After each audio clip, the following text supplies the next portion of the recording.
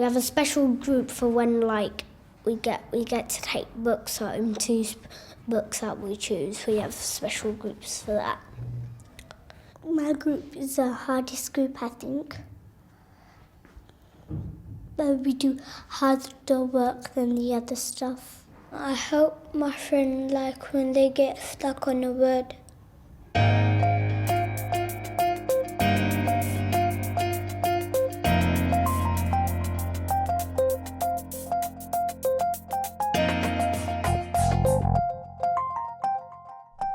In Bangabandhu Primary School in Bethnal Green, there is a wide range of pupils with special needs.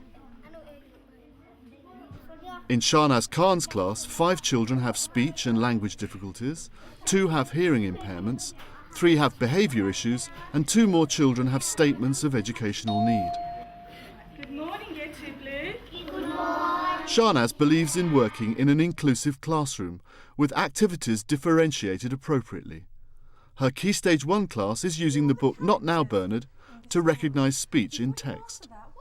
Prior to the lesson, we made puppets, so the kids had to make their own version of the characters, and we did a lot of descriptive work then as well, using adjectives, how they would describe the characters, and use those facial expressions for their puppets, which will later help them in the next lesson to understand speech in a story. Who can describe one of those characters for me? Sadia. Big and hairy. He's big and hairy, that's right, well done. We try and motivate the children by making the things that we teach relate to their real life experiences as much as possible. Some of our children, second language children, have got very limited experience of the world outside, and so we have to make things as concrete and as visual as possible. What part of this sentence is speech? Anissa. The main aim is always for mixed ability. In that case, the children have good role models who they can communicate with, and socially, I think it's very healthy because all the children are mixing with one another, and also making the more able children aware of the children's needs and what you have to do to be a good listener and to take turns and to share ideas. We take turns because if we don't take turns, that's not going to be fair, and if we take turns, it's going to be fair. What have we been learning about in literacy? Niaz. We are talking about Not Now Bernard. Fantastic, that's right. One of the children, Niaz, he has got significant severe language delay. So he finds it very difficult to communicate. It's only recently that he's begun to use more than 2 or 3 words to communicate. Eating you up, Niaz. Oh my goodness. His understanding is more limited than his spoken language because he finds comprehension and the processing very, very difficult. For Niaz, we got him to make a puppet related to Not Now Bernard, and then for him to practice with other peers from his table and practice what he would say, what the characters would say. Can you say that to the monster? It's an interesting book, Not Now Bernard, and all the kids enjoy the book. They love the characters in that. So this lesson gave them the opportunity to make up what if they were the characters, what they would say. It's a really good book. It's got some really good drawings, and it's really creative that writer and the illustrator. Through hands-on activities, I feel that they will gain more for themselves and be able to go on with the lesson with understanding and having that practical experience. And take into consideration that it's going to be quite kinesthetic and visual for them. So lots of colourful maybe pictures and things that they can do themselves. Who are you, Niaz? Bernard. Bernard, okay. Hi, Mom. Hello, Mom. Not Now Bernard. Children at that age, it's very difficult for them to understand speech in a text. So this oral rehearsal will enhance a deep understanding in their head of what speech is. Hello, Monster. It's very good for Niaz because he has poor motor control, and that helps him. Extending it with gesture and with encouragement and motivation, praising him as well because he does like praise and he responds well to praise. Let's give them a round of applause because they worked really hard on that. We do try at the beginning of the year to speak with all the teachers about the needs of their children in their classes, because after all, even experienced teachers are going to be taking on new children with needs they may not have experienced before. And after about half a term, then we're able to move into writing IPs, provision maps, to address the needs of the children. What's Bernard saying to Mummy? Look. There's a monster in the garden and it's going to eat me up. Any differentiation is most effective with the weekly planning sessions. And so myself and my colleague, we go into year groups planning meetings to help them to differentiate the work, to direct questioning, to think about the needs of the whole range of the class in their planning meetings. And that is very supportive, especially to the newly qualified teachers. What could Bernard say here? One of the things we've done in this school is looked at the curriculum web planning. And because we have children operating from level P2 right through to P5, we try and think of ways in which we can reach all the children. So lots of topics, we're looking at real objects. So the teacher, rather than just saying, today this is the learning intention, this is what we're going to do, may show a real object for a child and then encourage questioning about that object to draw them in.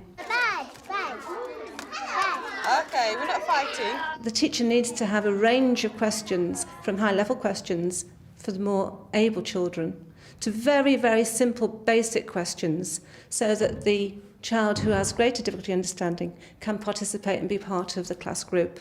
What happens to Bernard in the story? Is he gone?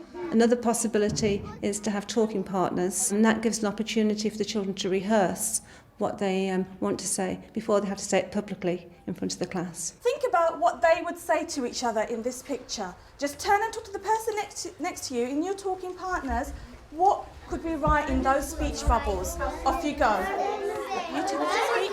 You two. We do share ideas to give each other more understanding. You see the speech bubble? What's he saying, Niaz? I think the most essential thing that we try and aim for is that the teachers consider very carefully, when planning an activity, how the children should be grouped. And the far table near the sink, I'd like Jacob, Lasarina, Mafusa, Naima and Tamjid. All I knew, it was just we were doing a special thing that table only. We're doing a special thing. I normally sit on that table for stuff, and sometimes I sit on other tables. In today's lesson, the more able group, we're using thinking bubbles and thinking beyond the remit of just the standard text that was presented, Not Now Bernard. The less able children, they had the teaching assistant working alongside them. What are we going to do?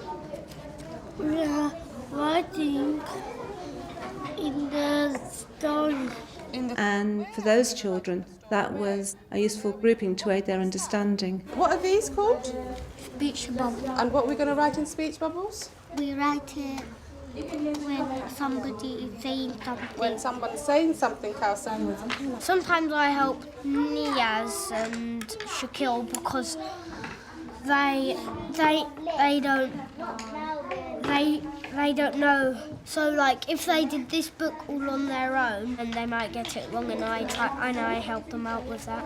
In year one we were making animals, and Shishma couldn't quite make them. Then I just helped her, and then I helped the little Jamila in year one with the same thing.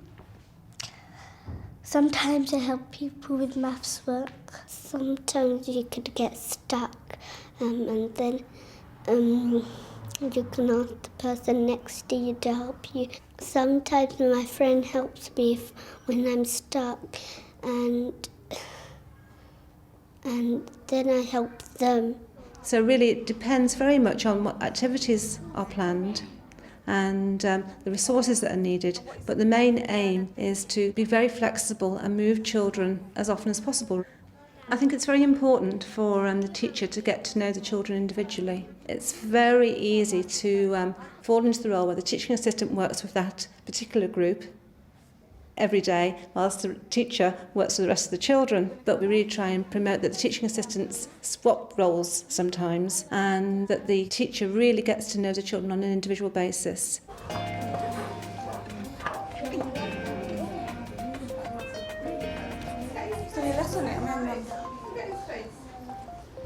Ability groups can be a concern if they're overused. I've seen where children sit on the same chair at the same table every day, day in and day out. And given that rigid seating arrangements, the children don't get an opportunity to perhaps ever talk to somebody who is just across a classroom. And so they're getting very little opportunity to have role models who can help them to develop their ideas or to see where they're going. So socially, I think it's absolutely essential that there is some mix of all the groups, gender, races, etc., across the classroom, and that children work cooperatively together. Who can explain what we've just been doing? We've been filling all the speech bubbles in the book. By questioning the children, it gives me a good sense of understanding of how much they've understood out of the lesson and what they've achieved at the end of the lesson. In the book, I was doing what Dad was mirroring in the picture. So I wrote, "Hello, Dad, not now, Bernard." Dad said, "Ah." Then Bernard went away. Has anyone spotted anything here? You don't need to use the word said because it shows that Dad's saying because the speech bubble's there. That is fantastic explanation, Lassie. Come and get a sticker. Good girl. Well done. Which bit do we need to take out from this speech bubble? Dad.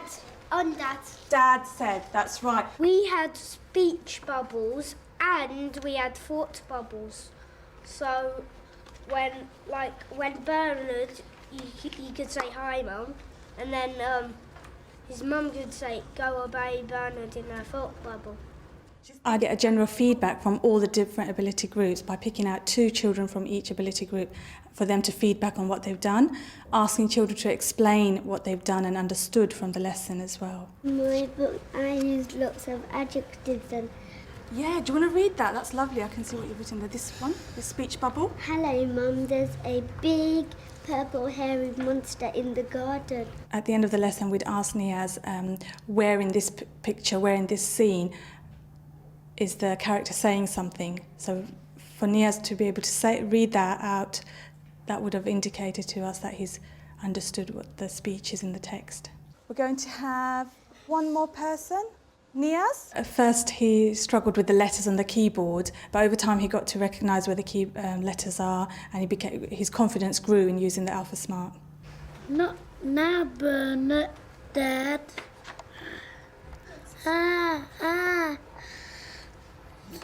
Dad. Niaz used his Alpha Smart, and what we're going to do, we're going to print that off and then stick it into his book.